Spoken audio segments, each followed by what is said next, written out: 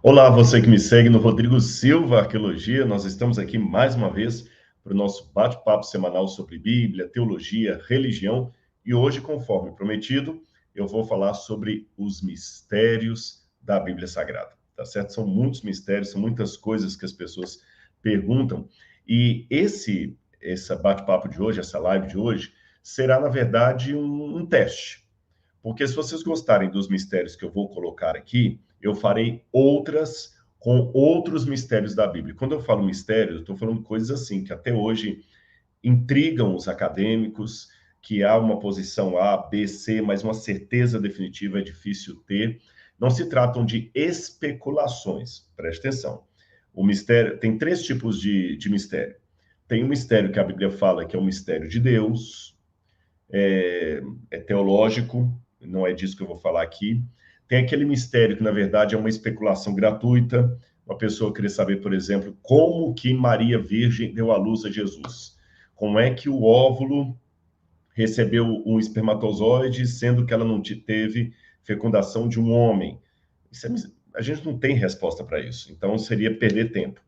E o terceiro tipo de mistério, que é o que nós vamos tratar aqui, são questões ainda em aberto no estudo da historiografia bíblica, da arqueologia, e que eu vou apresentar para vocês. Olha, uns dizem assim, outros dizem assado, a minha opinião provisória é essa, alguma coisa nesse sentido, tá bom? Tem muita coisa a gente estudar aqui. Por exemplo, vou dar exemplo de alguns dos mistérios que eu não vou tratar diretamente aqui hoje. Onde estão as tribos perdidas de Israel? Você sabia que, de acordo com a história, tem 10 tribos perdidas de Israel, e alguns pensam que essas tribos podem estar na Etiópia, na Índia. O que são essas tribos perdidas de Israel? Outro mistério que a gente pode colocar seria em relação ao número de hebreus que saíram do Egito. Será que foram realmente 2 milhões de pessoas? Se forem 2 milhões, como é que a gente explica algumas coisas? Ou seriam apenas 600 e poucas famílias que saíram do Egito? Então, são coisas dessa natureza que a gente vai tratando com vocês, tá bom? Nos mistérios de hoje, eu vou tratar com vocês sobre a questão do Monte Sinai, o rio do Éden, que alguns dizem que foi encontrado, é o rio Pison. Nós vamos ver aqui, será que ele foi encontrado mesmo? E outras coisas mais.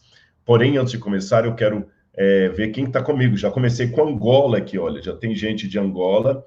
E Vandra Constantino, Wanda, obrigado, Wanda, de Angola. Laura vai separar alguns para mim aí. Fábio Santos, de Manhuaçu, Minas Gerais. Olha, começou bem, com um país do exterior e com o meu estado, Minas Gerais. Luma, de Alta Floresta, Mato Grosso.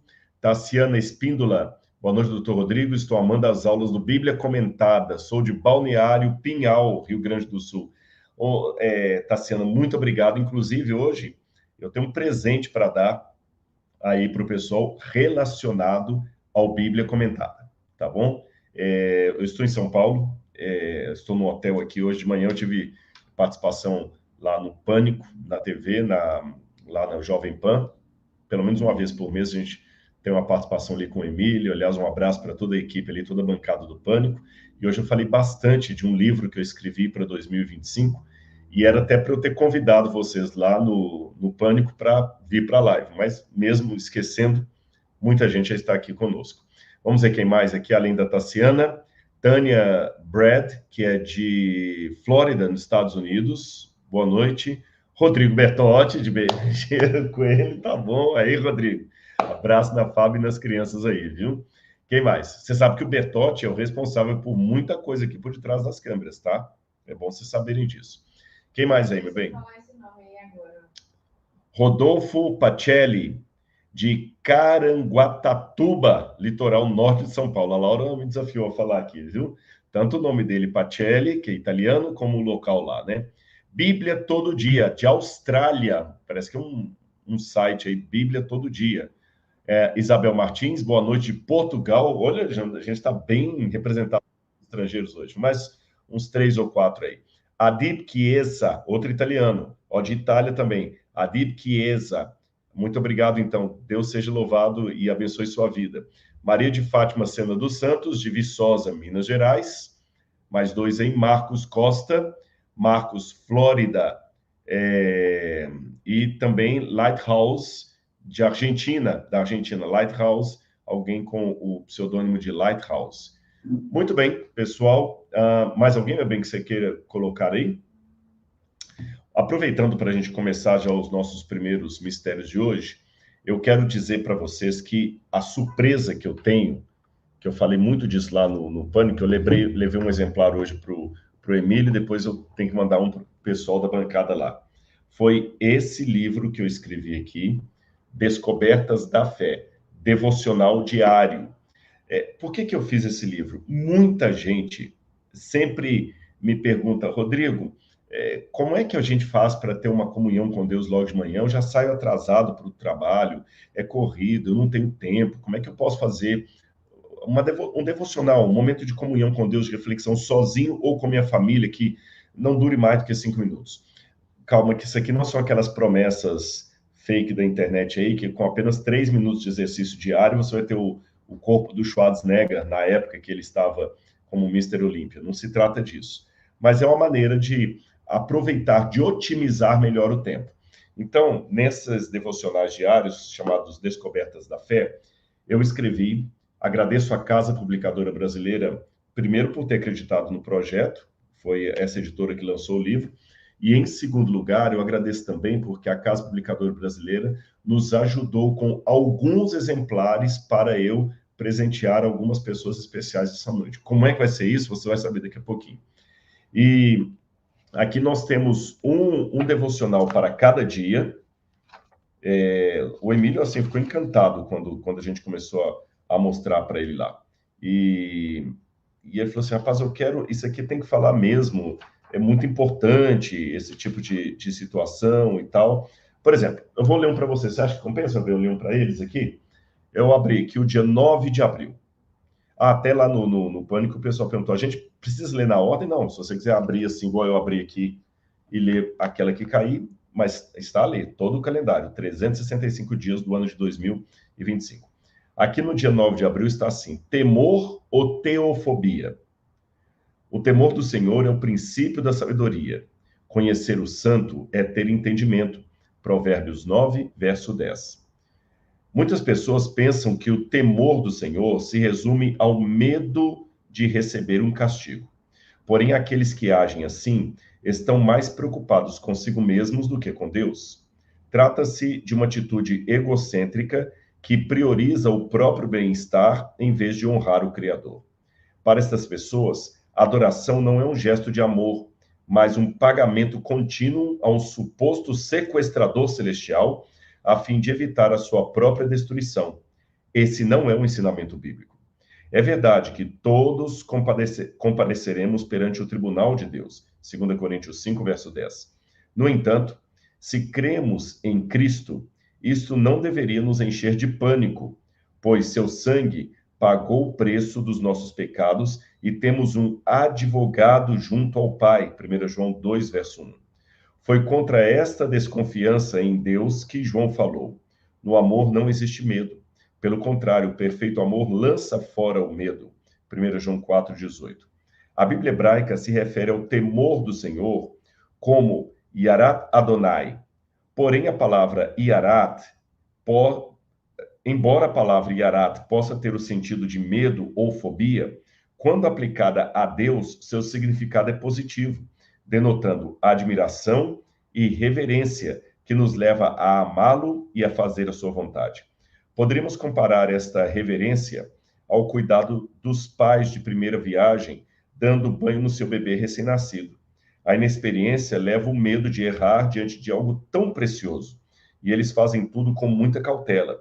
Esse temor não tem nada a ver com fobia. Tal sentimento também acompanha o rapaz tímido ao pedir uma garota em namoro. Também acompanha o atleta diante da sua prova, ou o músico em seu primeiro concerto. Nessas situações, o temor é proporcional à importância de cada evento. Ora, se somos cuidadosos perante alguém que não queremos decepcionar, não deveríamos ter o mesmo cuidado, ou melhor, temor, diante de Deus? A falta desse sentimento indica que talvez não atribuamos tanta importância à nossa relação com Ele. Afinal, ninguém fica com frio na barriga na hora de escovar os dentes ou cantar no banheiro. São atos corriqueiros que não demandam emoção. Nossa intimidade com Deus nunca deveria nos fazer esquecer nossa reverência para com Ele. Temê-lo, portanto, é o princípio da sabedoria. E temer a Deus não é ter fobia de Deus. Perceberam? Então, essa é a comparação que eu fiz aqui. Você vai fazer essa meditação, vai refletir e vai perguntar o que que eu tenho em relação a Deus: temor ou fobia? As comparações que eu fiz ali, o temor do Senhor é semelhante àquele cuidado que um pai de primeira viagem tem ao cuidar do seu filho, ao mimar, ao ninar uma criança, ao dar banho num recém-nascido, tem medo de fazer alguma coisa errada. O temor do Senhor é semelhante àquele atleta que na hora de apresentar dá um frio na barriga ali, porque todos os júris estão ali, todo o campeonato está, ou quem sabe aquele concertista que vai pela primeira vez participar da orquestra sinfônica, ele respira fundo e tem um temor. É diferente daquela situação de fobia que alguns nutrem, quando, por exemplo, tem medo de aranha e vem aranha em qualquer lugar. Esse é um temor doentio, não é disso que a Bíblia está falando. Com base nesse tipo de reflexão, você vai poder ter um dia mais leve, mais reflexivo com Deus. Estes são os devocionais diários e você pode ganhar um deles, assim como o Emílio ganhou. Daqui a pouquinho eu vou falar como. Vamos para as nossas curiosidades. Ainda tem mais algum boa noite para dar aqui? Carolina Barbosa, boa noite, Carolina.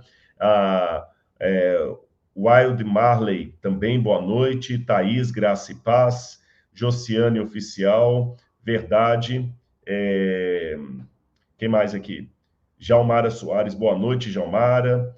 Samira Santos, boa noite, meus irmãos, boa noite, Samira. Santila Bastos, boa noite. E assim, vamos começar os nossos mistérios da Bíblia. Então, vamos aqui adicionar ao palco. O primeiro mistério, a primeira pergunta que eu queria responder é essa: será que encontraram o rio do Éden? Vamos ler na Bíblia o que a Bíblia fala desses rios ou braços de rios que havia no jardim do Éden. Aqui no livro do Gênesis, quando fala da criação do jardim do Éden, capítulo 2, versículo 10, diz assim: E um rio saía do Éden para regar o jardim, e de lá se dividia, repartindo-se em 4 braços. O nome do primeiro é Pison, que rodeia a terra de Avilá, onde há ouro. O ouro dessa terra é bom. Também se encontram lá o bidélio e a pedra de ônix. O nome do segundo rio é Gihom, que rodeia a terra de Cush. O nome do terceiro rio é Tigre, e é o que corre pelo leste da Síria. E o quarto rio é o Eufrates. Bom, esses são os 4 rios, então: Tigre, Eufrates, Gihom e Pison. Onde estariam esses rios? Hoje há 2 rios ali na Mesopotâmia, região do Iraque e Síria, chamados respectivamente Tigre e Eufrates. Seriam esses os rios do Jardim do Éden? Em caso positivo, onde estariam os outros 2 rios perdidos que a Bíblia menciona? E aí saiu essa matéria, algum tempo atrás, que alguém encontrou o que poderia ser o rio Pison, ou Pishon em hebraico. Vamos com calma. Transformando em desenho o que a gente acabou de ler na Bíblia, o que temos é o seguinte: nós temos um rio de Deus, tá vendo? Tá o River of God, um rio de Deus, que nasce na região do Éden, e aqui eu tenho que explicar algo para você. Muitas pessoas confundem Jardim do Éden com a região do Éden. Preste atenção, na cultura bíblica, às vezes há o costume de dar para a região o nome de um acidente geográfico, ou vice-versa. Aquele acidente geográfico, aquela localidade pequena, tem o nome da região. Vou dar alguns exemplos para você. O Monte Sinai, nós vamos falar dele daqui a pouquinho, fica na Península do Sinai. Por isso ele é chamado de Monte Sinai. Porém, o nome real dele seria Monte Horebe. Porém, o Monte Horebe, por estar na Península do Sinai, recebe igualmente o nome de Monte Sinai. Ficou claro? O Lago de Tiberíades, também chamado de Lago de Genezaré, fica na região da Galileia. Portanto, ao mesmo tempo que ele é chamado de Lago de Genezaré, ele também é chamado de Lago da Galileia, ou Mar da Galileia, porque fica na região da Galileia. Outro exemplo, o Monte Pisga fica na região do Nebo, então ele também é chamado Monte Nebo. Percebeu isso? Então, na Bíblia, muitas vezes, o nome de uma localidade menor ou de um acidente geográfico recebe o mesmo nome de toda a região. Então, o jardim, o paraíso de Deus, ficava na região do Éden, que, por sua vez, é identificado na Bíblia como a região do Oriente. Se o Éden ficava no Oriente e o jardim também ficava na região do Éden, então ele é chamado de Jardim do Éden. Mas a Bíblia fala que o Éden também era uma região. Quer ver? Eu vou ler para vocês aqui. Gênesis capítulo 2, versículo 8. E o Senhor Deus plantou um jardim no Éden, na direção do Oriente, e pôs nele o homem que havia formado. Deus plantou um jardim no Éden. Então, o Éden é a região que tinha um jardim. E nessa região tinha um rio que nascia, passava pelo jardim e depois se dividia em 4 rios: Tigre, Eufrates, Pishom, ou Pison, e o Gihom. O Eufrates é chamado na Bíblia de Hidekel. Daqui a pouco nós vamos falar sobre isso para vocês e por que as pessoas pensam que Hidekel seria o rio Eufrates. Vamos lá. Acontece que muita gente acredita que o Jardim do Éden estaria no Golfo Pérsico. Por que eles dizem isso? Porque, se você olhar bem esse mapa que eu apresentei, o Golfo Pérsico, onde estaria o Kuwait hoje, depois do Kuwait você tem logo acima o Iraque e para baixo você tem a Síria. Estão vendo essa parte verde escrita aí, Garden of Eden? Muita gente fala que aí era o Jardim do Éden. Por que declaram ser aí o Jardim do Éden? Bom, a coisa mais óbvia, porque você tem um braço de rio subindo aí, que se divide entre o Tigre e Eufrates. Muito bem. Você tem também um terceiro braço de rio, o Karum, que sobe aí à direita, você pode ver que está escrito Karum, e muitos pensam, esse poderia ser o Gihom. E agora, há poucos anos, encontraram, por um trabalho em satélite, onde está aí pontilhado um rio fossilizado, um rio que desapareceu. Um rio enorme, que pegaria toda a parte ali da Península Arábica. Esse rio, ele é chamado de um rio do Kuwait, um rio que desapareceu, e eles começaram a desconfiar da existência desse rio primitivo, que hoje não existe mais, só o leito dele, porque viam pedras, pedregulhos, que eram típicos lá da região do Kuwait, colocados aqui embaixo, tá certo? Então, provavelmente esse rio era um rio, era um canal de rio. Vou mostrar uma outra imagem para vocês desse rio. Olha aqui, então. Então, você teria o Tigre, o Eufrates, o provável Gihom, ou Gihom, que seria o rio Karum, e do lado de cá, o rio Pison, que seria esse rio do Kuwait, esse rio aí que foi descoberto e que estaria desaparecido. Será que seria isso mesmo? Nós temos um problema de cara já com essa informação. Qual é o problema? É que, na verdade, a Bíblia fala, vamos voltar aqui ao que a gente viu na mensagem bíblica. Olha, a Bíblia fala que um rio saía do Éden, lembra disso? E ele se dividia em 4 regiões. Sendo assim, esse rio deveria nascer na região onde estava o Jardim do Éden. O problema é que quando a gente vai para essa imagem aqui que vocês estão vendo, o rio Tigre e Eufrates, ele está descendo para o Golfo Pérsico.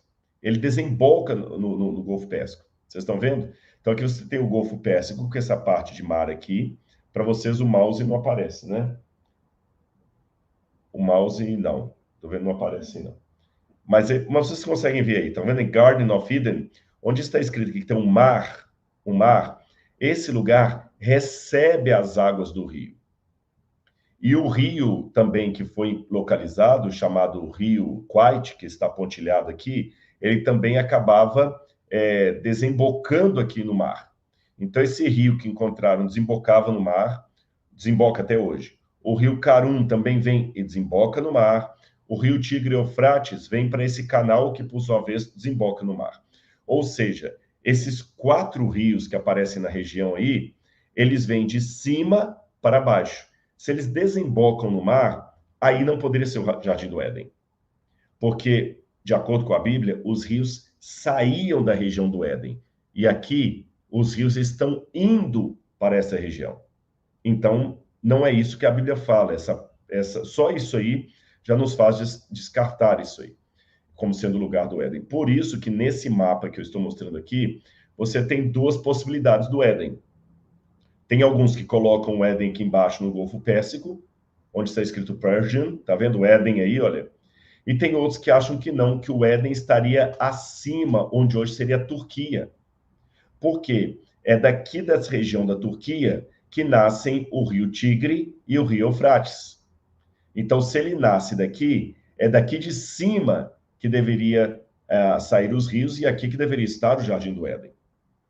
Sendo assim, onde é que estaria o rio Pison e o Gihon? Então, esse é um mistério. Ninguém sabe onde estariam esses outros 2 rios. Existe uma outra hipótese, eu não vou explorá-la muito aqui com vocês, que acha que o local do antigo Jardim do Éden seria Jerusalém. Há uma tradição judaica muito forte a esse respeito, porque muitas vezes parece que Jerusalém é destacada como o jardim de Deus, como santuário. Quando o santuário foi colocado ali era colocado quase como que o altar de Deus, o jardim de Deus ali no Monte Moriá. Alguns teólogos acreditam que a Nova Jerusalém, que desce do céu, de acordo com Apocalipse 21, ela descerá sobre a atual cidade de Jerusalém, porque na profecia de Zacarias diz que o Monte das Oliveiras vai ser fendido de norte para o sul e haverá um vale no meio dele, e ali virá o Senhor para exercer o seu juízo. Então, tudo leva a crer que após o milênio, é nessa região onde hoje está o Monte das Oliveiras e a cidade de Jerusalém, que será aberta e aplainada para receber a Nova Jerusalém. Bom, muitos pensam, de acordo com uma tradição judaica, que a Nova Jerusalém é nada mais, nada menos que o Jardim do Éden, onde viveu Adão. E existe uma tradição, ela não está na Bíblia, quero deixar bem claro, é uma tradição, então não posso afirmá-la, que diz que quando Adão e Eva pecaram, o Jardim do Éden ficou um tempo aqui na terra, porém ele foi arrebatado para não ser coberto pelas águas do dilúvio. Isso parece fazer sentido num aspecto, porque quando Deus fala da Nova Jerusalém, a Nova Jerusalém não é uma Jerusalém inédita, é a renovação de uma cidade que já existia. Mas não pode ser a Jerusalém terrestre, porque essa está aqui. E quando Jesus voltar, essa Jerusalém vai estar aqui. Então, essa Jerusalém que desce do céu é uma cidade que foi reformada, restaurada, renovada por Deus. É assim que está no original grego do Apocalipse. Se ela foi renovada, e Isaías sempre descreve essa Nova Jerusalém em consonância com a localidade da Jerusalém da Terra, que cidade é essa que foi renovada? Não seria isso um indício dessa tradição antiga, que é encontrada até entre os judeus, que o Jardim do Éden foi arrebatado para o céu e ele voltará na forma da Nova Jerusalém? Pode ser. E se essa Nova Jerusalém vai descer onde hoje está a Jerusalém atual, não seria o caso de acreditar que ali era a localidade do antigo Éden? Há outros argumentos além desses. Eles não são conclusivos para além de qualquer questionamento, mas eles abrem pelo menos a possibilidade de que o Jardim do Éden seria Jerusalém. E sendo assim, os que acreditam nessa hipótese pensam que de Jerusalém sairia antes do dilúvio os 4 braços que faziam os rios. Então, um braço subiria e formaria o Tigre e Eufrates atuais, o outro braço passaria por baixo de onde hoje está o Mar Vermelho, ali no Golfo de Acaba, e depois desceria, e ele faria um braço que passa pela Etiópia, que seria a terra de Cuxi, e outro braço que passa ali abaixo da Península Arábica, onde estaria o ouro de Avilá, que a Bíblia menciona tantas vezes. O problema é encontrar os indícios geológicos desse rio debaixo do mar, como alguns colocam. Existem também alguns que pensam que é impossível nós sabermos quais eram os rios do Éden, qual a localização exata do Jardim do Éden, porque entendendo que o dilúvio foi uma catástrofe que pegou toda a Terra, não sobrou nada geograficamente do período pré-diluviano para compararmos hoje. Porque imagine, o dilúvio foi algo terrível. E mesmo que eu sair da história bíblica e ficar apenas com a história geológica, há indícios claros que a Terra foi afetada por uma grande catástrofe. Tanto é que, pergunta para qualquer professor de biologia como os dinossauros desapareceram. Eles vão falar que foi um meteoro que veio do céu, um astroblema, bateu na Terra, lá na península, lá no México, Yucatán, e trouxe um cataclisma que destruiu todos os dinossauros, a fauna, a flora, deu tsunamis enormes, e a humanidade só veio depois disso. Ou seja, há indícios de uma catástrofe universal. Pressupondo que essa catástrofe possa ser o dilúvio mencionado na Terra, então não haveria muita coisa que sobrou da geografia pré-diluviana para eu comparar hoje. Tanto é que no passado havia apenas um continente, a Pangeia, e hoje nós temos aí essa Pangeia dividida, a América do Sul, a América do Norte, a África, a Eurásia, a Ásia, etc. Então é difícil a gente estabelecer. Esse é um mistério da Bíblia, tá certo? É um dos mistérios, e eu já apresentei para vocês aqui as posições que há a esse respeito. Outro mistério, o paradeiro da Arca de Noé. Muita gente fala, onde é que está a Arca de Noé? Ou pergunta onde está a Arca de Noé, ou aparece, via de regra, com uma matéria na internet aí, dizendo, olha, é verdade que encontraram a Arca de Noé no Ararat, e falam isso. Acho que tem até uma dos devocionais aqui que eu falo sobre a Arca de Noé e traz uma meditação sobre o dilúvio. Qual seria o paradeiro da Arca de Noé?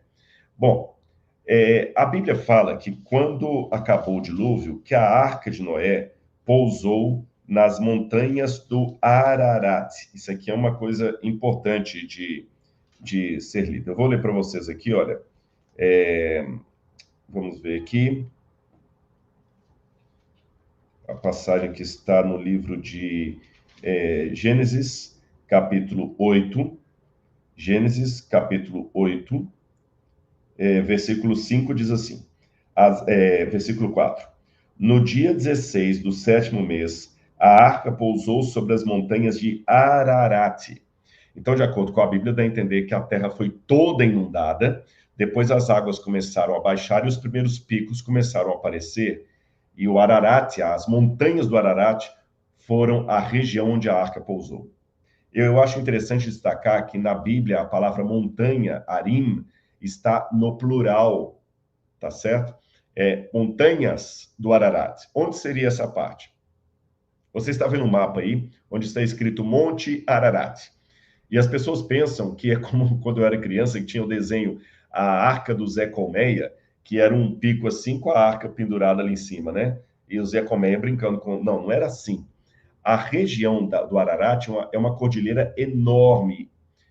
E aí, o que significa montanhas do Ararat? Esse é que é o mistério. O detalhe é que depois do episódio da Arca, as civilizações vão montar nessa parte escrita crescente fértil, que está em cor aqui, Salmão. Você tem aqui Babilônia, Ur. Olha aqui embaixo o Golfo Pérsico, onde o pessoal, alguns acreditam que seria o local do Jardim do Éden, que eu respondi agora no início da live. A ideia alguns pensam que o Jardim do Éden está aí, tem outros que pensam que seria no Bahrein. Bom, aí começaram de fato as primeiras civilizações da humanidade. Foi aí que foi inventada a escrita, as primeiras cidades, desenvolvida a agricultura, a matemática, a política, as cidades com muro. As primeiras civilizações humanas começaram aí. Se você está tratando com um modelo evolucionista, os evolucionistas vão falar que o ser humano caçador-coletor veio da África Austral e depois aí ele se assentou entre os rios Tigre e Eufrates e fundou as primeiras civilizações, feitas especialmente pelos sumérios. A meu ver, o nome Tigre e Eufrates que aparecem aí partindo do pressuposto que é impossível saber a geografia bíblica anterior ao dilúvio, esses nomes Tigre e Eufrates não seriam os rios originais do Jardim do Éden, mas apenas como eu diria assim, um ato de rebatizar o local com elementos da memória daquele povo. Eu vou explicar e vocês vão entender. Muitos imigrantes que chegaram no Brasil vieram de países como Alemanha, Reino Unido, vieram da Itália, vieram da Espanha. Então, por exemplo, nós temos aqui no Brasil a Nova Trento. Você tem a Nova Trento. Você tem Novo Hamburgo. Por que Nova Trento? Por que Novo Hamburgo? Ora, evidentemente, pessoas que vieram da Europa deram um nome aqui para alguma região do Brasil relacionada a uma cidade do país de onde eles vieram. Então, os alemães falaram, olha, aqui vai ser Nova Hamburgo. Não foi só no Brasil, não. Você tem, por exemplo, lá nos Estados Unidos, Nova York, porque tem a cidade de York, lá na Inglaterra. Você tem Boston, você tem a região de Cambridge, você tem Oxford. Então, você tem todas as regiões. Então, é comum imigrantes, ao chegarem no novo assentamento, darem nome aos locais de acordo com os antigos lugares de onde eles saíram. Você não tem Chinatown lá nos Estados Unidos, Chinatown, que foram chineses. Então, é provável que aqueles primeiros descendentes dos sobreviventes do dilúvio dessem à região o nome de Tigre e Eufrates, porque é o nome do jardim paradisíaco de onde os seus ancestrais foram expulsos.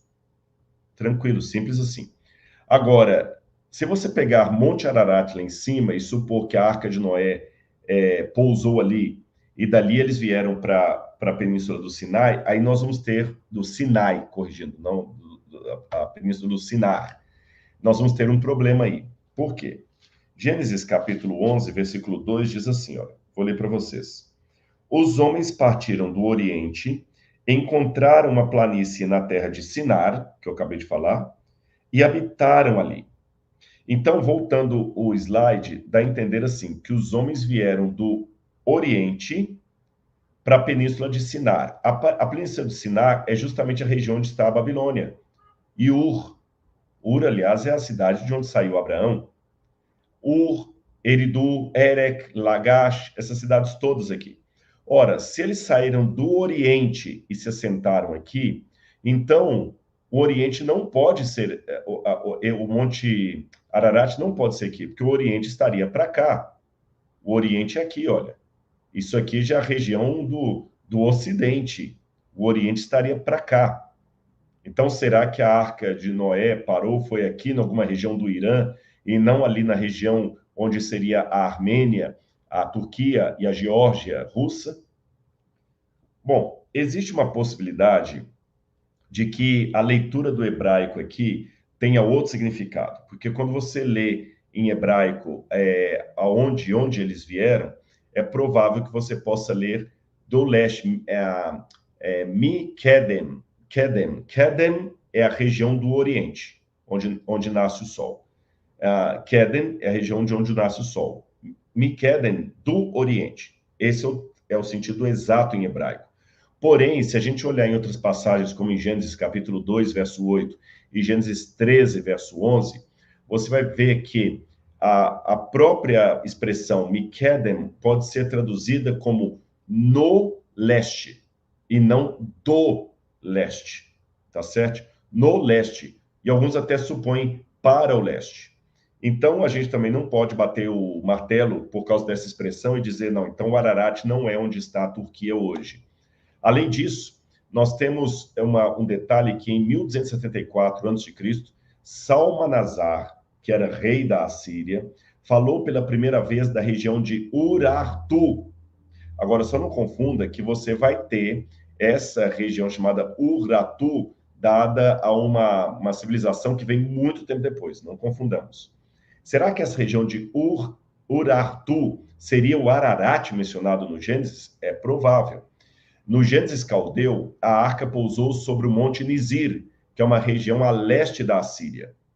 Então, a região das montanhas do Ararat é muito grande. Eu vou dar para vocês aqui uma próxima slide, onde vocês têm uma noção de qual a região que o Ararat pega. E muitos pensam que a montanha, ou a localidade onde a Arca de Noé pousou, poderia ser o Monte Nisir, podia ser o Monte Massá, podia ser o Monte Ararat. Todos esses nomes que estão em amarelo aí são locais que as pessoas apontam onde a arca poderia ter pousado. Vocês notam que é uma região maior do que, digamos, ali a Cordilheira dos Andes, muito maior. Então, perdão que ele foi aqui para o slide. Então, essa é a região onde a arca pode ter pousado, não sabemos onde. Até o ano de 2007, quando eu peguei essa fonte aí, havia 42 avistamentos alegados da Arca de Noé. 42. O número hoje está maior. Já tem mais uns 15 novos achados da Arca de Noé.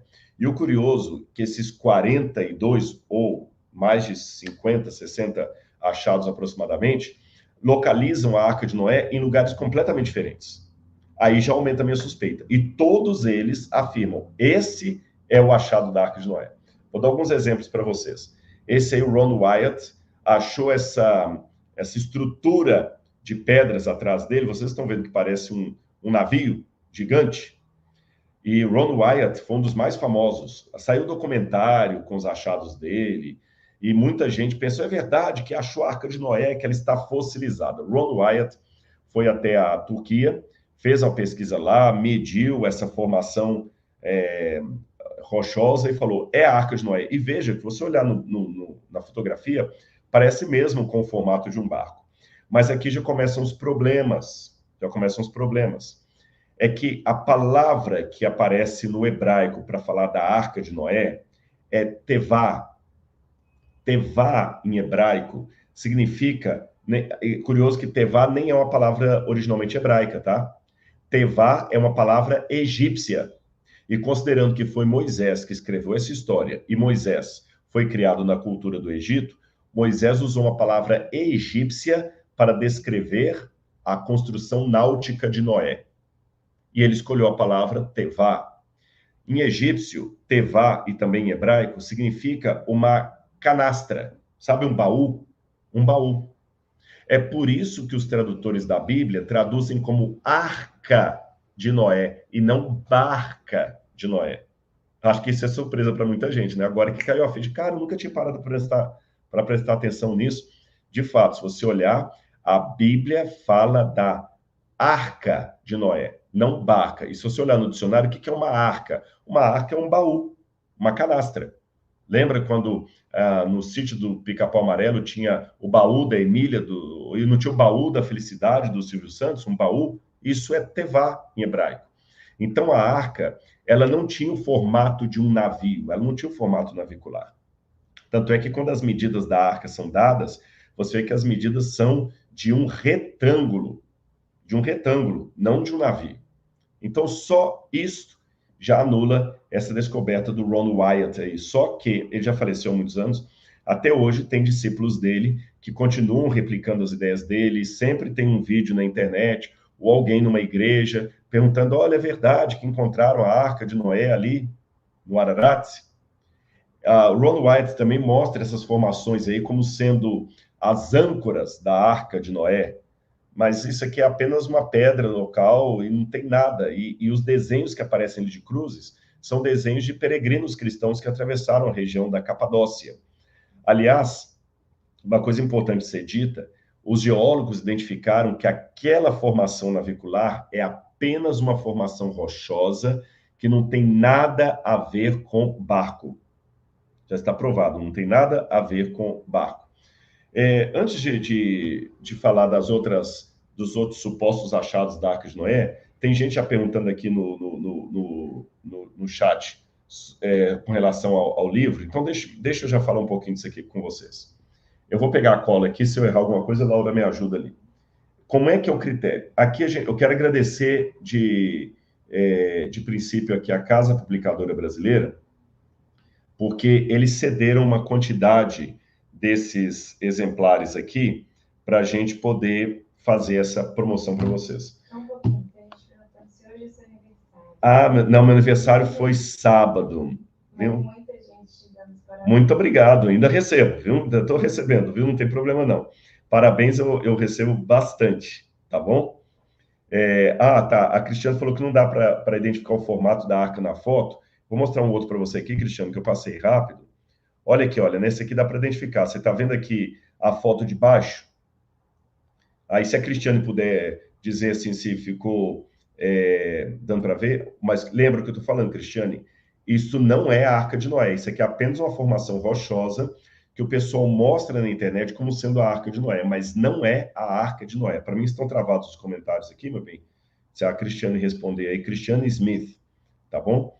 É isso aí que o Ron White mostrava, mas não é a Arca de Noé. Como eu falei, a Arca de Noé ela tem o mesmo formato desse livro aqui, ó, um retângulo. Mas o que eu estava dizendo antes é que a Casa Publicadora Brasileira liberou alguns exemplares em brochura. Isso aqui está em capa dura. Eles liberaram alguns exemplares em brochura para que eu possa presentear novos alunos do Bíblia Comentada.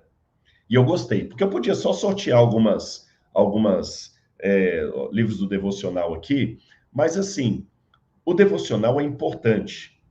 Porém, mais importante para que ele tenha sentido é você estudar a Bíblia. Então, você deve fazer o curso A Bíblia Comentada. Não é só o curso, não, é uma plataforma. Você tem... Gente, eu estou fazendo ali um verdadeiro comentário bíblico. São mais de 600 aulas que você tem ali. E não parei ainda.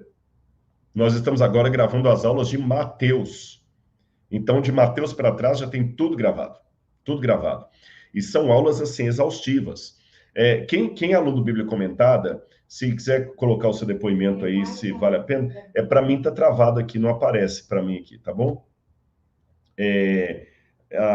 Deixa eu ver aqui, se eu conseguir pegar algum. E, ó, a Bíblia Comentada é sensacional. Cristiane Smith, ela acabou de falar aí, olha, tá bom? Se alguém quiser colocar aí o depoimento. E, pessoal, mas eu não tenho tempo. O Bíblia Comentada é para o seu tempo. Você vai assistir às aulas como você quiser, quando quiser. Aí eu quero começar pelo Êxodo, não tem problema. Aí eu quero começar estudando o livro de Jó. Pode começar com o livro de Jó. 80% das aulas fui eu que gravei, mas 20% tem especialistas. As aulas são muito boas mesmo, a Priscila falando.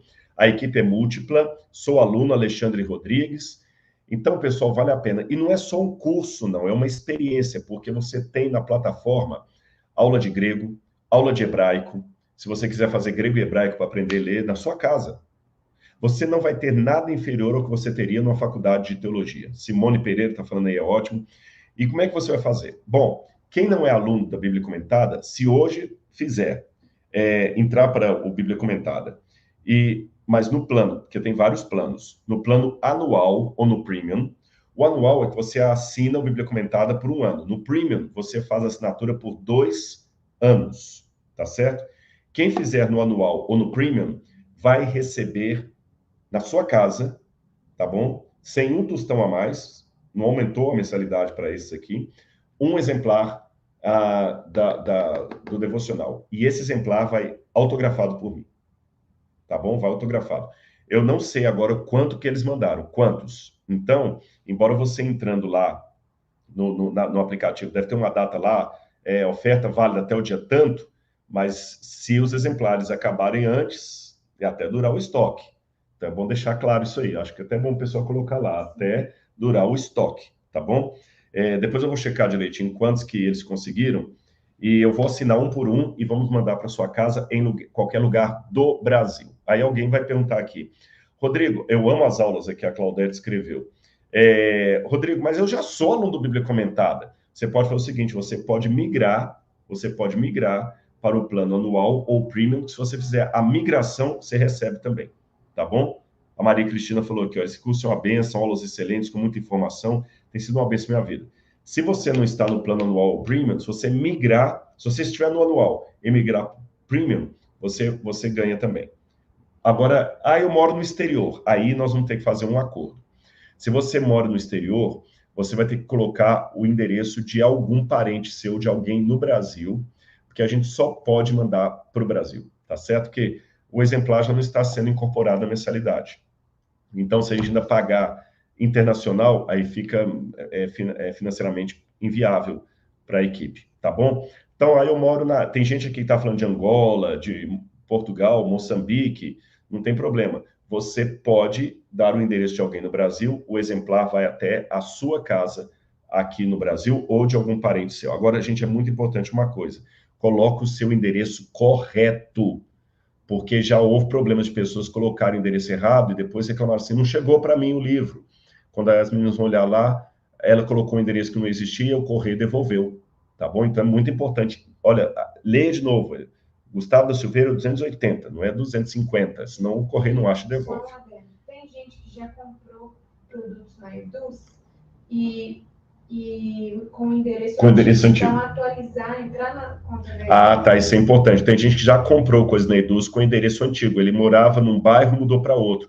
É bom atualizar. E aguarda que você vai receber um e-mail com o código de rastreio do correio para você saber onde o seu exemplar estará. E eu vou assinar um por um e vai chegar para vocês aí, tá bom? Qual a diferença do devocional brochura e encadernado? Tá, a diferença do devocional brochura e do encadernado é que o encadernado tem essa capa dura aqui, olha, tá vendo? Olha, é uma capa mais luxuosa. E o brochura, peraí que eu vou ver se eu consigo. É igual a Bíblia, que eu tenho um livro aqui, olha. Mas é o mesmo. Brochura é como se fosse aqui, ó. Tá vendo esse livro aqui, ó? Brochura é a capa mais mole. E o encadernado é uma capa dura. Eu não tenho um exemplar brochura aqui. Tá bom? Vamos continuar, então? Depois, então, corre lá e já garante o seu, porque se acabar, acabou. Continuando, então, outros supostos achados da Arca de Noé, mas que não foram verdadeiros. Fernando Navarro, foi um famoso dos anos 1950, que diz que encontrou um pedaço de madeira e já afirmou de maneira sensacionalista que era um pedaço da Arca de Noé. Só que depois fizeram testes de carbono 14 e descobriram que essa madeira não é da época do dilúvio, é uma madeira normal. Essa é a madeira encontrada por Navarra e ela foi examinada em laboratório e não é. Esse outro sujeito aí, George Green, é um piloto, ele também afirma que viu a Arca de Noé, descreveu a Arca. Esse Ed Davis foi um homem também que diz que descreveu ter visto a Arca, mas nada disso foi encontrado em loco. Depois as equipes foram no mesmo lugar onde Ed Davis falou, que ele até desenhou, que viu a Arca, que viu até o lugar onde os animais ficavam guardados, mas tudo foi visto como sendo falso. Aqui Ed Davis até deu a descrição dele para Alfred Lee, um grande pintor, e ele desenhou onde seria provavelmente o local da Arca, mas nada disso se confirmou. Essa é uma outra foto também que Ed Davis usou para dizer que era a prova que ele tinha visto a Arca ali. Eu confesso para vocês que olhando essa foto, eu não estou vendo nada. Mas alguns circularam, isso aqui já teve documentário com isso aí. Aí a parte foi aumentada, não dá para ver a Arca ali. Até que, em 1989, quando as geleiras derreteram, Ahmed Ali Arslan fotografou o mesmo local e descobriu que não há arca nenhuma ali, há apenas um pequeno canyon. Outra foto que foi mostrada no outro lugar, como sendo a Arca de Noé, foi essa anomália do Ararat aí, só anomália, viu? Só que quando as geleiras derreteram, que sabe, nós estamos com um fenômeno climático agora que as geleiras estão derretendo. Então, enquanto as neves cobriam aqui, eles viam essa estrutura e falavam, olha a arca, parece, mediam, diziam que tinham a mesma quantidade de côvados da Bíblia, só que quando as geleiras derreteram, viram que não é nada. Há apenas rocha ali. Outros lugares também que no passado, com uma foto embaçada, eles diziam ter localizado a Arca de Noé, mas agora com o derretimento das geleiras, não há arca nenhuma ali em cima. O mais sensacionalista que houve nos últimos tempos foi em 2004, quando o fundador da Miriam Evangelism, Andrew Wen Man Fai, e o pastor Boaz Lin Shi Kyong anunciaram a descoberta de partes da Arca de Noé no Monte Ararat. E eles relataram que a sua equipe encontrou uma grande estrutura de madeira a uma altitude de 4.200 metros, 13.800 pés, durante a sua quarta viagem à montanha. E de acordo com a exposição no pequeno parque temático que há lá em Hong Kong, a equipe de busca vinha explorando o Ararat como a Noah's Ark Ministries International, chamada NAMI, desde 2003. Ian e Lee não tinham nenhuma evidência de sua afirmação, além de imagens borradas, pois eles disseram que uma força misteriosa impediu as filmagens. Só que quando os geólogos foram ver as paredes de onde eles fotografaram, como essas aqui, viram que essas paredes aqui são apenas basalto. Isso aí não é madeira. E depois, esses orientais foram desmentidos e tudo isso aí foi comprovado como sendo fake. Mas, via de regra, assim como Ron Wyatt, esses aí também voltam como sendo... Essa foto foi divulgada como sendo de dentro da arca. Só que nada disso é madeira. Tudo isso aí, os geólogos falaram, isso é uma formação rochosa, basáltica, normal, muito encontradiça na região. Tá certo? Então, lamento dizer a vocês, nós temos muitos indícios do dilúvio, como a Bíblia falou, mas não temos hoje nenhum indício do achado da Arca de Noé. Mas deixe-me responder uma pergunta que alguém fez aqui, passou rápido. Veja bem, isso significa que a arqueologia não tem uma comprovação de cada coisa que a Bíblia apresenta? Não. Eu lamento dizer para vocês que, de todas as histórias que a Bíblia apresenta, apenas uma fração muito pequena, foi confirmada pela arqueologia. Nós temos uns quase 200 nomes de pessoas que aparecem na Bíblia, que a arqueologia já confirmou que são pessoas que existiram na história. Mas eu tenho centenas de outros nomes que eu não tenho nenhuma comprovação arqueológica deles. Por exemplo, até hoje não encontraram fora da Bíblia nenhuma inscrição que comprove a existência de Abraão, Isaac, Jacó ou José do Egito. Não temos nenhuma inscrição fora da Bíblia que comprove a existência de Moisés. Eu não tenho nenhuma inscrição fora da Bíblia que comprove a existência de Salomão. Eu não tenho, nenhuma inscrição fora da Bíblia que comprove a existência de Noé. Então, personagens como Davi, o rei Jeú, Salmanasar, provavelmente Isaías, num selo parcial que encontraram, os companheiros de Daniel, esses sim, nós temos achados arqueológicos fora da Bíblia que confirmam a sua existência. Mas, como eu falei, Salomão eu não tenho nenhuma comprovação arqueológica de Noé, eu não tenho comprovação arqueológica de Sara, para dar exemplo de algumas mulheres, eu não tenho comprovação arqueológica de Esther, nem do rei Assuero. Então, como é que eu continuo acreditando na Bíblia se um monte de histórias dela eu não tenho comprovação arqueológica?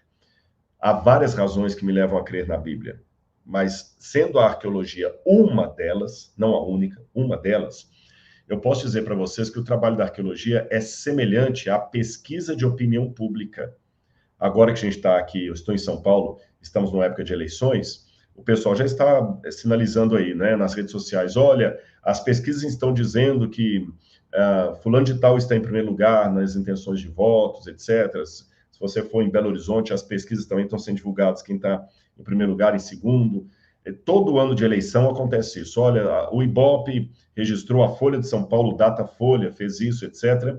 E hoje as pesquisas indicam que se as eleições fossem hoje, Machado de Assis ganharia em primeiro lugar com tantos por cento do voto. Em segundo lugar, ficaria Cecília Meirelles e assim por diante. Pois bem, se você pegar essas pesquisas, elas não entrevistaram 100% da população. Eu nunca fui parado por uma pesquisa de opinião pública. Estou falando uma pesquisa séria, bem feita, tá bom? Não estou falando uma pesquisa comprada, feita de qualquer jeito, não. Estou falando uma pesquisa séria. Essa pesquisa trabalha com dados seríssimos da estatística. A estatística é uma ciência tão profunda que só um estatístico consegue elaborar uma pesquisa real de estatística e interpretá-la. Eu já participei de banca de doutorado, onde o trabalho do sujeito foi quase reprovado porque ele não consultou um estatístico profissional para validar os dados que ele tinha encontrado. Então, você tem que ter um estatístico para poder te ajudar a elaborar a pergunta, as perguntas que vão ser feitas, o número de pessoas que vão ser entrevistadas para ver se a amostragem é realmente relevante ou não é relevante, a divisão em faixa etária, localidade, tudo isso o estatístico faz.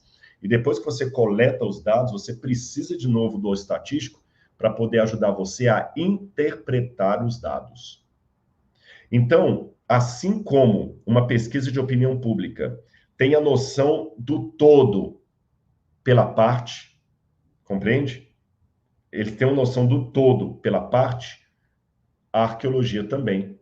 Eu tenho uma noção do todo da Bíblia pela parte que já foi encontrada e confirma as histórias dela.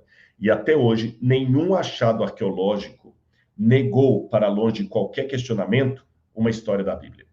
Nenhum achado arqueológico, eu posso afirmar para vocês, nenhum achado arqueológico hoje desmentiu uma passagem da Bíblia.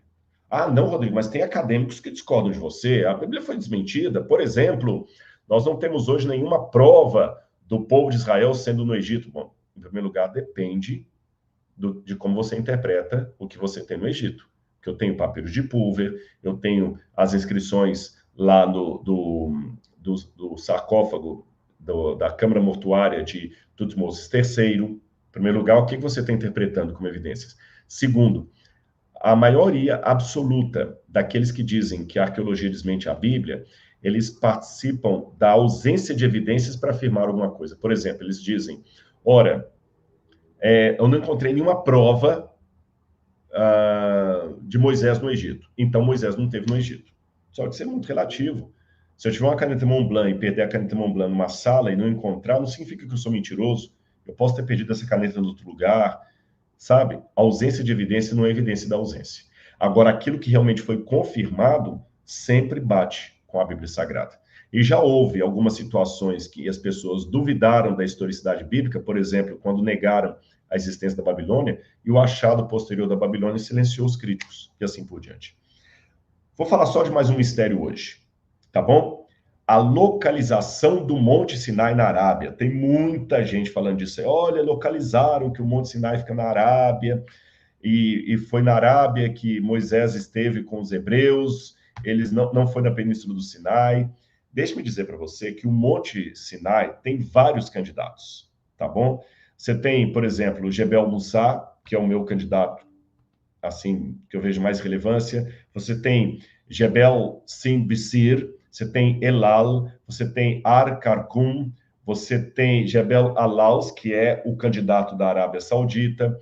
Você tem a região de Tabuk, também na Arábia Saudita. Enfim, eu vou mostrar no mapa aqui, ó. Esses aqui são os principais, esses triângulos, lugares onde o pessoal fala que seria o Monte Sinai. Tá vendo? Eu aposto mais nesse aqui, olha, Jebel Musa, que está aqui embaixo, na península. Mas eu vou falar mais hoje sobre esse outro candidato que o pessoal fala aqui, ó, Jabal Alaus, e aqui tem Jabal Makla, nessa região aqui, que eles falam que aqui foi o Monte Sinai. A primeira coisa que eles usam como argumento para dizer que o Monte Sinai estaria na Arábia é uma passagem que está no livro de Gálatas. Vou mostrar para vocês aqui, olha. Gálatas, capítulo 4, versículo 25. Gálatas, o apóstolo Paulo, que escreveu essa carta aos Gálatas, e diz aqui, ó. Gálatas, capítulo 4, versículo 25. Vou ler para vocês. Diz assim. Onde é que está? Ora, Agar é o Monte Sinai na Arábia e corresponde a Jerusalém. Então ele fala de Sara e de Agar. E ele fala assim no verso 24, essas coisas são alegóricas. Gente, olha bem, eu vou ler o texto todo para vocês verem. Muitas pessoas só pegam a parte que Paulo fala o seguinte, Agar é o Monte Sinai na Arábia. Aí a primeira argumentação deles, olha, Paulo diz que o Monte Sinai ficava na Arábia. Então, se você está falando que fica na Península do Sinai, você está errado, porque Paulo falou que ficou na Arábia. Só que eles esquecem de ler o texto todo. O texto todo começa no verso 24 e diz assim, estas coisas são alegóricas. Então, Paulo está falando de uma alegoria. Ele não está falando de uma descrição cartográfica precisa. E ele fala, porque essas mulheres são duas alianças. Uma se refere ao monte Sinai, que gera para a escravidão. Esta é Agar. Ora, Agar é o monte Sinai na Arábia e corresponde a Jerusalém atual, que está em escravidão com seus filhos. Mas é Jerusalém lá de cima, e ela é a nossa mãe. Como está escrito, alegre-se, ó estéreo, etc, etc. Então, ele está falando de uma Jerusalém lá de cima, de uma Jerusalém terrestre, e ele fala, Agar é essa Jerusalém na Arábia. Então, primeiro ponto, Paulo está falando de uma alegoria. Segundo ponto, quando ele fala que Agar é o Monte Sinai na Arábia, por que ele falou Arábia? Arábia, nos tempos de Paulo, não tem nada a ver com a Arábia Saudita do século 20 e 21. Então, vamos ao mapa. O que era a Arábia no tempo de Paulo? Isso aqui é que o pessoal confunde muito. Vamos lá. Vou mostrar aqui para vocês. Olha aqui. A Arábia Saudita hoje seria apenas a parte amarela aqui. Essa seria a Arábia Saudita. Só que na época de Paulo, a Arábia tinha 3 partes. A Arábia, 4 partes. Não, 3 partes mesmo. A Arábia desértica, também chamada de Arábia Pétrea, que é a parte em verde. A Arábia Félix, que seria a parte em vermelho. E a Arábia normal, que é a Arábia amarela, a Arábia desértica. Tá certo? Então, você tem a Arábia desértica, que é amarelo, agora corrigindo aqui que eu falei errado. A Arábia Pétrea, que seria a Arábia ali vermelha. E a outra, Arábia em verde, Arábia Félix. Então, países que hoje se chamam Jordânia, Síria, Arábia Saudita e Egito, esses 4 países, na época de Paulo, formavam uma enorme região chamada Arábia.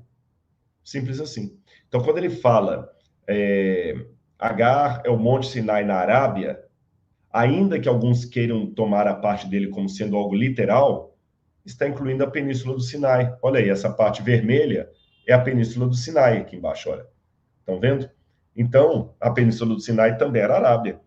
Então, de acordo com Paulo, o Monte Sinai poderia estar ali sim, tá certo?